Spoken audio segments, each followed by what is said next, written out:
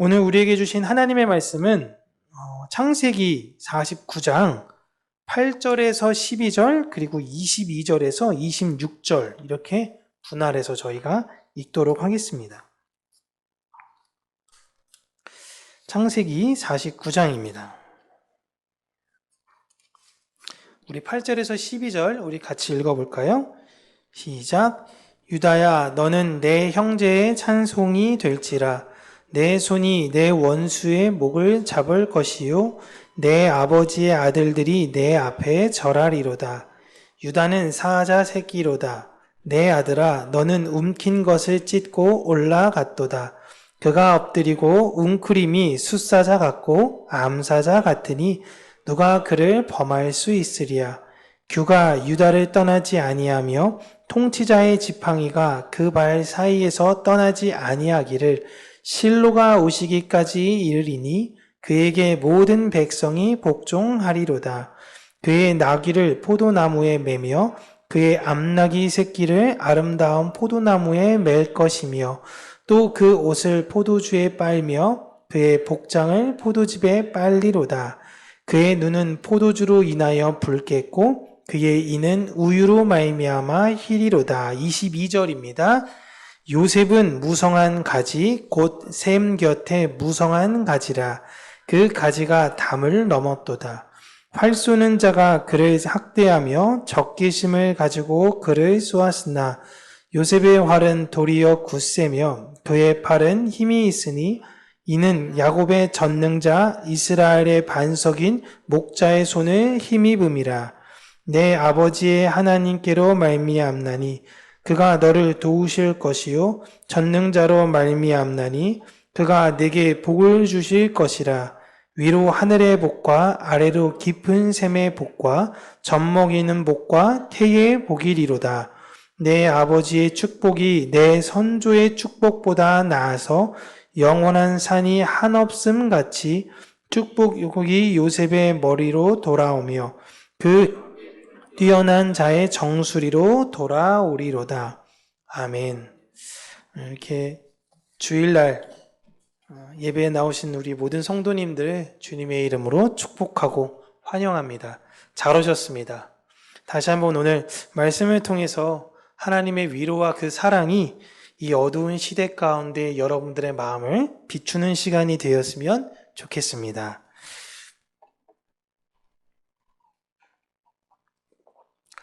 우리가 창세기 49장에서 야곱의 유언에 관련된 이야기를 하면서요.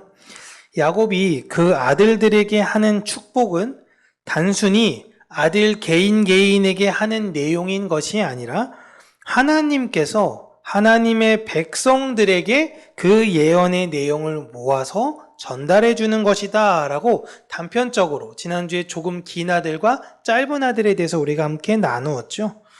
그래서 그 아들들의 예언적 내용을 보면서 우리가 무엇을 조심해야 하는 것과 어떤 존재로 살아야 하는 것, 그리고 어떤 존재가 될 것을 하나님께서 야곱을 통해서 이스라엘에게 또한 교회에게 이야기해주고 있는 것입니다. 넘겨주시면 오늘 다룰 인물은 많이 긴 인물인 유다와 요셉인데 유다와 요셉의 내용을 살펴보면서요. 내가 이러한 존재로 이 세상을 살아가는 것이구나 라는 것을 우리는 알면 되고요. 조금 긴 인물이었던 루벤, 시므온과 레위, 단의 예언을 보면서 내가 이런 것들을 주의해야 하겠구나 라는 것을 우리가 이해하면 되고, 짧은 인문들을 통해서는 하나님께서 나를 반드시 이러한 존재로 만들고 마시겠구나 라는 것을 우리가 믿으면 되는 것입니다. 오늘은 길게 말한 아들들인 유다와 요셉에 관하여 우리가 어떤 존재로 이 땅을 살아가야 하는가를 다시 한번 살펴볼게요. 사실 근데 성경의 모든 내용들은 다 동일합니다. 계속 반복적이에요.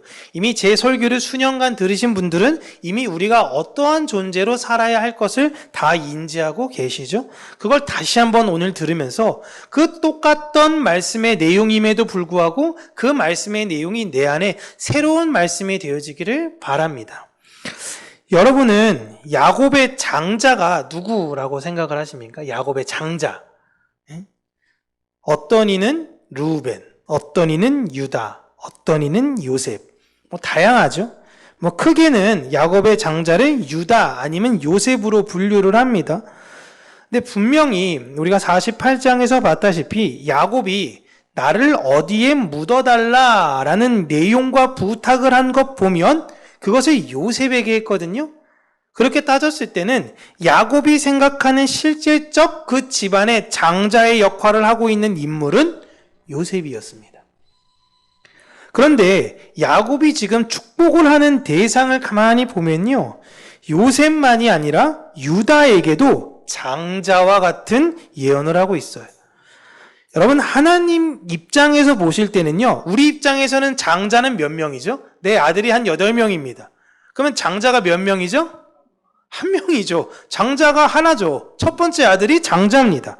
근데 하나님에게는요, 장자가 첫 번째 아들의 개념이 아닙니다. 하나님에게 있어서 장자는 예수님밖에 없어요. 그리고 그 예수님을 통해 입양된 자들이 있죠. 이스라엘, 교회, 입양된 자들에게도 사실은 그들이 장자가 아니잖아요. 하나님께서, 예수 그리스도께서 장자라면 우리는 차자 이렇게 불려야 되는 거 아닙니까? 그런데 장자에게만 주는 동일한 상속을 그 입양된 자들에게도 주기 때문에 입양된 자들 또한 지금 장자 대접을 받고 있는 거예요. 그러니까 우리가 예수님과 함께 왕 노릇 하는 것입니다. 그래서 천국에 있는 사람들을 장자들이라고 부르고 있어요. 히브리서 12장 22절에서 24절 우리 함께 읽겠습니다. 그러나 너희가 이른 곳은 시온산과 살아계신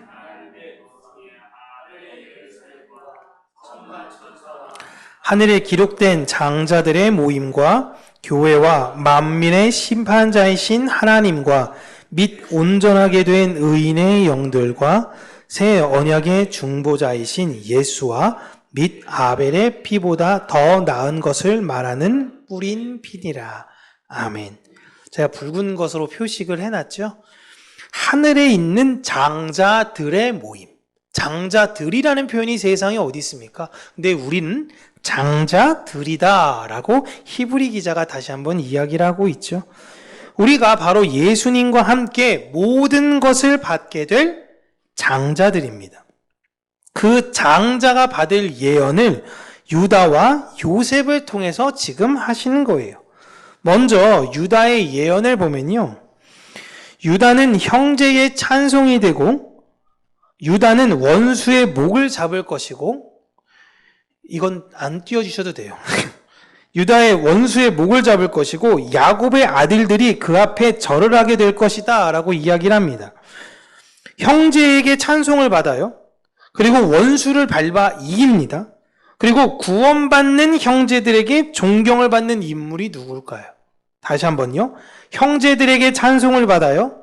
그리고 원수를 밟아 이겨요. 구원받는 형제들에게 존경과 영광을 받는 인물이 누구일까요?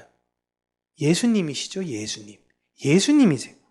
지금 야곱은 유다를 가리켜서요, 아담의 타락으로부터 약속으로 오시기로 했던 그 여자의 후손, 그 여자의 후손이 와야 우리가 모든 걸 회복하고 다시 에덴 동산으로 돌아갈 거야 라고 하나님께서 약속하셨던 그 여자의 후손, 우리의 아버지의 아버지의 아버지가 계속 약속하시면서 기다렸던 그 여자의 후손인 메시아가 바로 유다다라고 지금 이야기를 하고 있는 겁니다. 근데 그 유다의 내용을 살펴보면 예수 그리스도에 관한 내용인 거죠.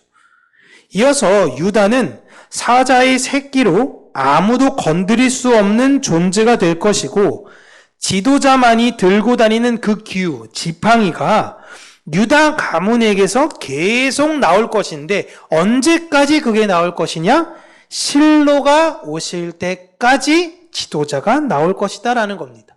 여기서 실로라는 것은요, 쉴이라는 아랍어가 후손이라는 의미예요. 즉 유다의 가문에서 그 약속된 후손이 올 때까지 그 집안에는 지도자가 계속 나오게 되는 사자와 같은 가문이다 라고 지금 야곱이 이야기해주고 있는 것입니다. 엄청난 극찬이죠. 누가 봐도 장자의 집안에 대한 축복이잖아요. 후에 유다 가문을 통해서는 다윗과 솔로몬이라는 엄청난 왕들이 등장합니다. 특별히 다윗 같은 위대한 왕을 보면요, 유다에게 했던 그 예언이 이루어졌구나 라고 생각하기 쉬운데 그렇게 생각하시면 안 돼요. 야곱의 예언은 물론 다윗에게까지 이어집니다. 그러나 지금 다윗만을 바라보면서 유다에게 말씀하신 것이 아니에요. 그런데 구약에 있는 사람들은 다 다윗만을 기다렸던 상황인 것이고 다윗 이후에는 또 다른 다윗을 기다리고 있는 상황인 것입니다. 그래서 예수님을 지칭할 때 꼭 붙이는 명칭이 앞에 뭐가 있어요? 다윗의 후손, 다윗의 자손이요. 왜냐하면 그들이 기다렸던 인물은 다윗과 같은 인물이었거든요. 그런 메시아가 나올 것이다 라는 거예요. 그런데 그런 다윗과 같은 인물만을 조명해서 지금 야곱이 유다에게 이야기하는 것이 아니에요. 하나님은 야곱을 통해서 하나님 백성에게 말씀하고 계십니다. 우리에게 지금 말씀하고 계시는 거예요. 지금 유다는요, 유다에게 하는 이야기를 보면 예수 그리스도에 관련된 내용, 그리고 교회가 해야 되는 내용을 동시에 보여주고 있습니다. 먼저 8절은 승리하신 예수 그리스도를 의미해요. 원수를 밟고 형제에게 존경받고. 9절은 그 예수 그리스도를 따라가는 작은 예수인 교회를 의미해요. 그래서 우리를 사자라고 부르는 것이 아니라 사자의 새끼라고 부릅니다. 그러나 결국 그 어린 사자도 장성하게 되면 사자가 되는 거죠. 그 작은 예수인 교회에게서 지도자가 계속 나올 것을 의미하는 겁니다. 그러니까 왕이 된다라는 것이 아니라 하나님의 복음을 전수하고 전수하는 이 세상의 왕 같은 제사장들이 계속 나올 것을 이야기하고 있는 것입니다. 교회는 메시아를 전하는 자들로서요, 계속 그 언약을 낳고 낳아야 되는 거예요. 이것을 예수님께서는 뭐라고 우리에게 부탁하셨냐면 너희가 아버지와 아들과 성령의 이름으로 세례를 주고, 그러니까 그들을 제자를 삼아야 된다라는 말씀을 하셨어요. 그게 무엇이냐? 너의 그 가진 언약을 다음 세대에게 전수해야 된다라는 거예요. 언제까지 해야 되는 거예요? 실로이신 메시아께서, 예수께서 다시 오실 때까지 하라는 것입니다. 구약은 예수님이 오실 때까지 그 언약을 계속 이어가는 것이고, 신약의 우리는 다시 오실 예수님을 바라보며 그 언약을 이어가야 된다라는 것입니다. 그렇게 마지막에는 나귀 새끼가 한 포도나무에 매여서 함께 먹듯이 예수 그리스도와 교회가 하나의 포도나무 아래 묶여서 함께 먹고 교제하게 될 것을 이야기하고 있어요. 결국 예수로 인해 교회는 충만하고 안락하고 행복한 번영을 누리게 될 것을, 이 모습을 유다를 향한 예언으로 설명해 주고 계신 것입니다. 이건 수천 년 전에 그냥 야곱과 유다 그 둘만의 개인적인 내용을 이야기하는 것이 아니에요. 우리가 그렇다면 창세기의 내용을 알 필요가 없습니다. 그러나 우리가 오늘도 이 창세기를 읽고 이 창세기를 읽으면서 우리가 깨달아야 하는 것은 이 내용이 하나님께서 나에게 들려주시고자 하는 그런 내용이기 때문에 그런 거예요. 그럼 누가 봐도 하나님께서 진짜 원하셨던 장자의 모습을 갖춘 그 요셉의 예언을 우리가 한번 볼게요. 지금 유다의 내용을 보면 완전 장자에 관련된 내용이죠. 자, 이제 누가 봐도 장자와 같았던 요셉에게 어떻게 말씀하시는가 보면요, 요셉은 담장 너머로 뻗은 나뭇가지다 라고 이야기해요. 그러니까 어떤 나무가 있는데 이 나무에 아무리 담장을 이렇게 해놔도 이 나무의 가지가 너무 풍성해져 가지고 가지가 담장 너머로 뻗어나갈 정도다 라고까지 이야기를 하죠. 그리고 그 가지가지마다 풍성한 열매가 열릴 것을 이야기합니다. 그 요셉을 향한 대적들은 요셉을 넘어뜨리기 위해서 계속 요셉을 공격해요. 그런데 요셉의 힘이 훨씬 강하다라는 것입니다. 그들의 공격과 그들의 여러 가지 우리를 향한 핍박에서도 결국 교회는 무너지지 않게 되는데 왜 그렇게 되느냐? 하나님이 요셉을 도와주시기 때문이다라고 이야기해요. 즉 하나님이 교회를 붙드시기 때문에 교회를 향한 핍박과 어려움이 계속 그를 몰아치나 그는 훨씬 더 강함을 이 세상에 보여준다라는 것입니다. 그런 하나님께서 요셉을 도우실 것이고 넘치는 복을 주고 그 복이 무한한 산을 측량할 수 없는 것처럼 지금이야 측량 기술이 발달했지만 예전에는 산이 너무 높으면요 그 위에 구름으로 가려져서 그 끝이 어딘지까지도 잘 몰랐어요. 그렇게 무한한 산을 측량할 수 없는 것처럼 요셉에게 그리고 우리에게 미칠 복을 측량할 수 없을 것이고 그 모든 복이 요셉의 머리로 갈 것이고 뛰어난 자의 정수리로 오게 될 것을 말하고 있는데 여기서 뛰어난 자의 원수에 뛰어나다라는 원어는 네지르라고 구별된다라는 나자르에서 나온 뜻이에요. 그러니까 이 나자르에서 나시린이 나왔습니다. 나시린은 구별된 사람들이죠. 하나님에 의해 구별된 사람들을 나시린이라고 불렀습니다. 즉 요셉은 형제 중 구별된 사람이 될 것. 요셉은 참 나시린이 될 것. 이건 너는 정말 특별한 존재다라는 의미입니다. 지금 유다와 요셉의 축복에 관련된 내용을 우리가 함께 보면요. 유다는 예수님과 작은 예수인 교회의 모습을 보여주고 지도자이신 예수님이 오기 전까지 교회의 역할을 얘기하는 측면이 있다면 보여주시겠어요? 요셉은 그 메시아가 와서 교회와 메시아가 연합하고 그로 인해 얻을 풍성할 복에 대해서 언급하고 있어요. 다시 한번요.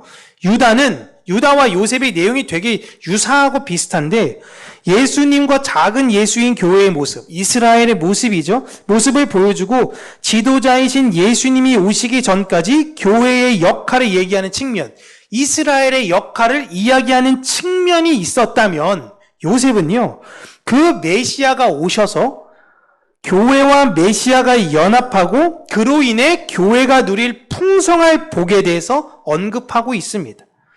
굳이 이 둘을 나누자면 예수 그리스도께서 오시기 전까지 메시아와 작은 메시아의 상징으로 있던 이스라엘을 유다가 드러내고 있고요.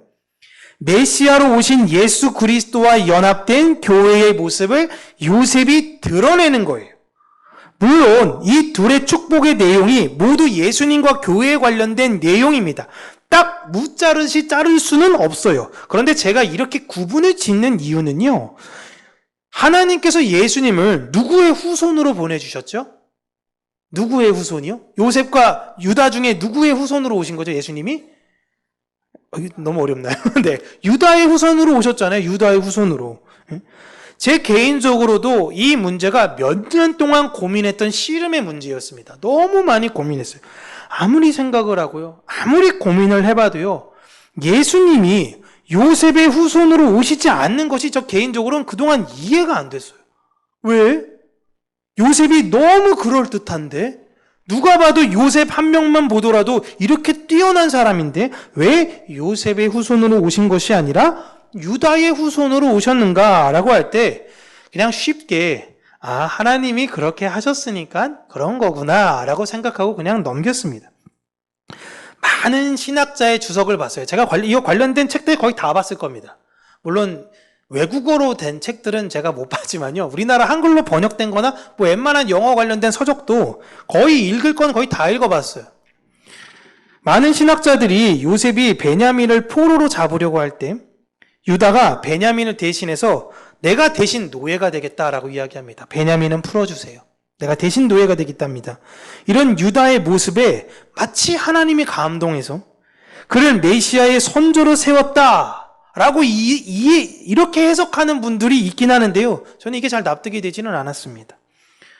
또한 어떤 분들은요, 요셉이 메시아를 잊지 못하는 해석을 하면서 사사기와 열왕기에 나오는 그 여로보암을 예로 들어요. 사사기에 있었던 에브라임 지파, 그 다음에 열왕기에 있었던 여로보암 지파에 있었던, 에브라임 지파에 있었던 여로보암을 예로 드는데요.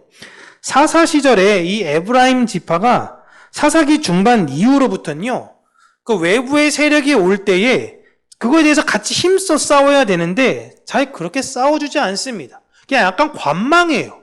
너희들은 너희 일 해. 약간 뒤에서 한 발 물러서가지고 보고 있다가 무언가 잘 될 것 같으면 가가지고 숟가락 얹습니다. 야, 왜 그때 나 안 불렀어? 내가 해주려고 그랬는데.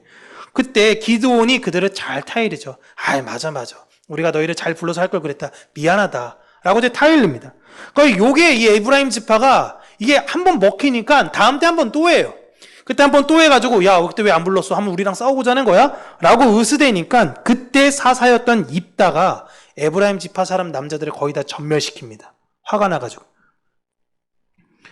그리고 솔로몬의 범죄로 이스라엘이 남과 북으로 나뉘어지죠. 자, 남과 북이 나눠진 이유가 솔로몬의 범죄다라고 성경은 이야기하고 있는데 북쪽에 처음 지배했던 왕으로 세운 인물이 에브라임 출신의 여로보암입니다.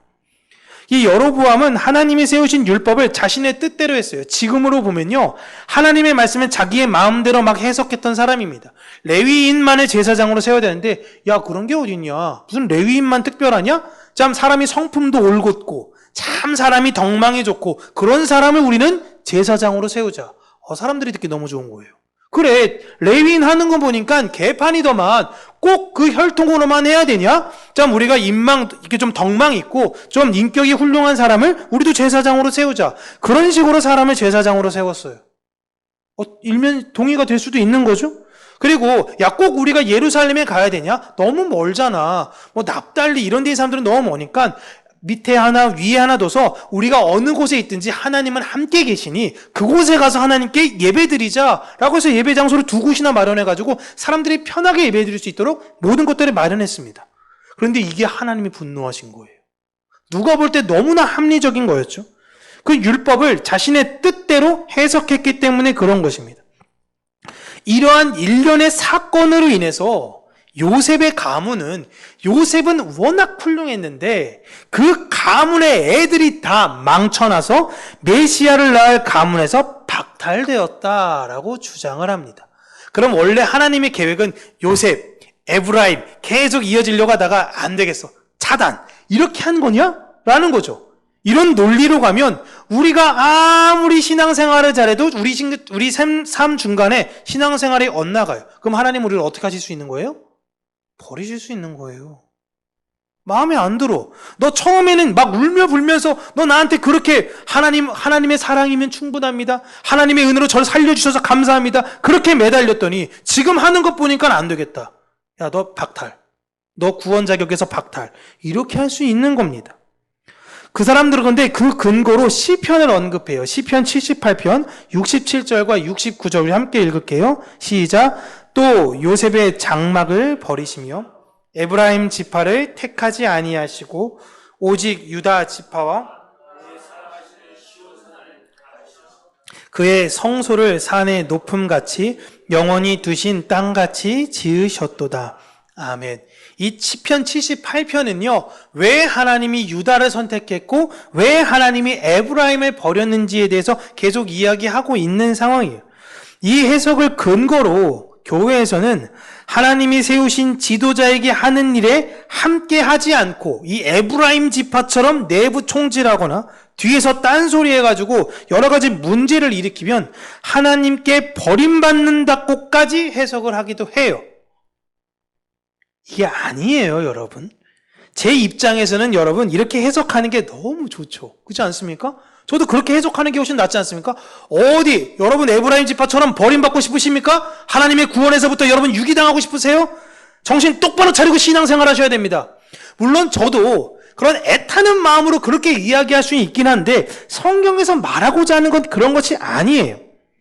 너무 목회자가 하고 있는 일이 마치 하나님의 일이다라고 우리가 일단 해석하면 안 되는 것도 있고요. 물론 복음을 훼손하고 방해하며 교회가 함께 세워가자고 하는 일에 사사건건 방해하고 사사건건 관망하고 그러면 하나님께서 가만히 두시겠습니까? 다 하나님께서 알아서 치리하세요. 그건 하나님의 역할인 거고요. 우리는 우리대로 복음에 대한 길을 잘 전달해야 되는 것입니다. 그러면 보세요. 다윗은 잘했다 쳐요. 유다도 다윗까지 이어지기까지 다 유다의 후손들은 잘했습니까? 그러면 다윗 이후로도 다윗의 후손들은 다 잘했습니까? 사실 그렇지도 않아요. 물론 에브라임 지파에 비하면 좀 낫다라고 이야기를 할 수 있긴 하겠지만 그렇지도 않거든요. 하나님은요, 이 세상에서 구원이 무엇인지를 우리에게 설명해 주시기 위해서 여러 가지 인물과 상황과 도구를 활용하시는 거예요. 우리는 그 상황과 인물과 여러 가지 이런 것들을 보면서 내가 어떤 길을 선택해야 되겠구나라는 것을 올바로 분별해야 된다라는 것입니다. 가나안에 들어가기 전에, 그토록 기다렸던 그 가나안에 들어가기 전에 모세가 이 사람들을 다 모압 평지에 모아놓고 당부하기를 생명과 저주와 복과 화를 니네 눈앞에 둘 건데 너네 그곳에 들어가면은 분명히 너희들이 선택할 길이 생길 것인데 너희들은 제발 생명을 붙잡아라. 그곳에 들어가면 생명만 있는 거 아니었나요? 아닌 거예요. 우리 인생 가운데 하나님 만나고 나면 영원히 그냥 생명과 유토피아만 펼칠 것 같아 보이죠? 그렇지 않습니다. 우리 인생 가운데 생명과 죽음의 그 길을 선택할 때가 올 텐데 그때마다 너희는 제발 부탁하길 생명을 붙잡아라 라는 것입니다. 이런 에브라임의 실예를 두면서 야곱이 동일하게 축복했음에도 불구하고 하나님의 언약이 유다로 흘렀던 건 유다가 사실 잘된 건 아니지만 유다는 하나님께서 유다의 그 지파에 있어선 하나님의 언약을 붙들려고 했던 그 애씀, 너희들 안에도 완전하진 않지만 그 붙들려는 애씀이 있어야 한다라는 것을 말씀을 통해서 우리에게 이야기해 주시려고 하는 거예요. 우리는 이걸 잘 이해하셔야 됩니다. 우리는 성경을 통해서요, 하나님께서 우리에게 무엇을 말씀하고 싶으신 것을 이해해야 됩니다. 여러분, 요즘은 말씀을 읽기가 너무 어려워진 시대가 되어져 버렸어요. 앞으로 더 어렵게 되겠죠. 생각해보면 100년 전에 우리가 무슨 이렇게 오락거리가 있겠습니까? 밤에 그냥 전기도 없으니까 불 끄면 그냥 자야죠. 그럼 자기 전에 기도하고 기도하다 보니 기도 시간이 길어지기도 하고 그렇게 하다 보니까 하루의 마무리가 너무 잘 되고 아침에 일어나서도 기도하고 시작하고 그렇게 생활하는 게 좀 익숙해진 생활 패턴인데 여러분 지금은 그런가요? 밤에 할 게 없으신가요? 낮보다 훨씬 많지 않으신가요? 이제 뭐 영화 보기에도 이제 또 빛도 안 들어오니까 깜깜하니까 더 좋은 것 같기도 하고 즐길 것도 많고 특별히 다른 유럽이나 이런 나라들은 밤 7시 이후에 돌아다니지도 못하죠. 특별히 여성분들은 더할 나위 없죠. 그러나 우리나라는 어떻습니까? 7시간 뭐예요? 뭐 새벽 2시에도 막 돌아다녀가지고 저기 콜롬비아에서 왔던 여자분들이 유튜브 찍다가 호텔에서 유튜브 찍다 깜짝 놀랐는데요. 여자가 새벽 2시에 혼자 돌아다녀. 어떻게 이럴 수가 있지? 막 이런 이야기 하면서 막 남미에 있는 사람들끼리 서로 공유하면서 믿을 수 없다라고 막 하고 있는 상황이에요. 삼성이 영국에서 갤럭시 삼성 광고를 찍었을 때 여자가 새벽에 조깅한다라는 그 광고를 찍었을 때도 영국에서 난리가 났습니다. 이런 말도 안 되는 광고를 어떻게 삼성을 할 수 있느냐라는 거예요. 왜? 한국 사람들은요, 그럴 수 있거든요. 우리나라는요, 사실상 낮과 밤이 거의 존재하지 않을 정도의 문화의 풍요로움을 살고 있습니다. 그렇게 문화가 우리 안에는 풍요로워졌고 많은 것이 안전해졌는데 우리 안에는요, 그런 것들이 있다 보니 하나님을 향한 마음들을 많이 잃어버리게 되었어요. 밤에 누가 기도하면서 잡니까? 아침에 누가 기도하면서 일어납니까? 너무 낯선 풍경이 됐죠. 누가 성경을 읽어요? 그냥 어디서 영상 하나 보기도 바빠 죽겠는데 영상의 홍수 시대 같은 이런 세상 속에 누가 말씀 하나 읽을 시간이 어디 있고 그런 안타까운 시대를 우리가 살고 있는데 앞으로 이게 더 가속화될 것이에요. 우리는 이럴 때 정신을 잘 차려서 하나님께서 우리에게 무언가를 말씀하시는 거란가를 다시 한번 살펴보고요. 오늘도 되게 돌아가시면서 다시 한번 하나님께서 우리 말씀 생각해보면서 그래 내가 유다와 같이 요셉과 같이 그렇게 될 것인지 다시 한번 믿음의 확증을 놓고 하나님께 감사의 기도를 드렸으면 좋겠습니다. 유다와 요셉에게 하신 그 예언은 유다와 요셉만이 아니라 하나님의 장자인 우리들에게 한 내용들입니다. 우리는 이 땅에서 요셉과 같이 예수님과 연합된 승리자로 많은 열매를 내어놓으면서 살 거예요. 세상이 아무리 어둡고요. 세상이 아무리 혼탁해도요. 하나님의 백성들은 독야 청청합니다. 홀 바로 쓸 거예요. 노아가 그 어려운 시대에도 혼자 살 수 있는 건 하나님께서 그를 붙드셨듯이, 요셉이 그렇게 힘든 상황에서도 불구하고 하나님께서 그를 붙들었듯이, 하나님께서 이 시대에 어떠한 상황과 어떠한 어려움과 어떠한 유혹이 있어도 하나님께서 붙들고자 하는 하나님의 백성들은 흔들리지 아니하고 반드시 열매를 내어놓으며 살 것입니다. 저는 그들이 우리 평강교회가 되기를 바랍니다.